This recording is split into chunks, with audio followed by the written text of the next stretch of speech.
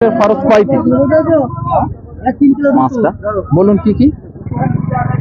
এটাই তো বললি পাঁচটা, আমি জানি না। গোসলে ফরজ আছে তিনটি। গোসলে ফরজ তিনটি। তিনটি।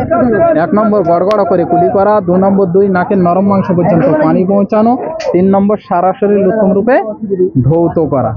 আপনার জন্য আর একটা প্রশ্ন থাকবে। একটা পারো বলি? হ্যাঁ, নামাজ পড়া হয় তো? দুয়াই থানাটা বলেন দিন, আমি যেটা নামাজের নিয়ত বেঁধে পড়তে হয়। মানুষ কিছু জানি না, সত্যি কথা বলেছি। আর রোজার মাস আইলে আমি টোটাল রোজাটা করি। যাক আলহামদুলিল্লাহ, রোজা বাকি করেন। তারপরে কি মনে করে জানি না, আল্লাহ শিখতে হয় তো। আচ্ছা, শেষ রুকুতে গিয়ে কি করতে হয়? যেটা রুকু বুঝতে পেরেছেন তো, যেটা এরা মাথায় হাত দিয়ে এরকম করে হ্যাঁ যেটা বলতে হয়, রুকুতে গিয়ে কি বিনালা সোনালা বিনালা সুবহানা রাব্বিয়াল আযীম, সুবহানা রাব্বিয়াল আযীম, সুবহানা রাব্বিয়াল আযীম, এই কথা বলবেন না? সোনালা।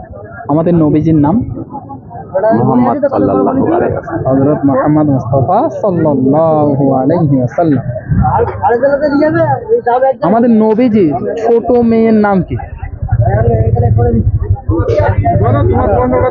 সব জানা কিন্তু মনে আসছে না, ঘাবড়ে যাচ্ছে।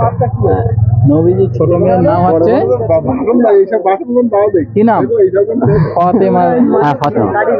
নাম ফাতেমা। আচ্ছা, নবীজির ছোট জামার নাম, ওই ফাতেমার স্বামীর নাম কি হবে?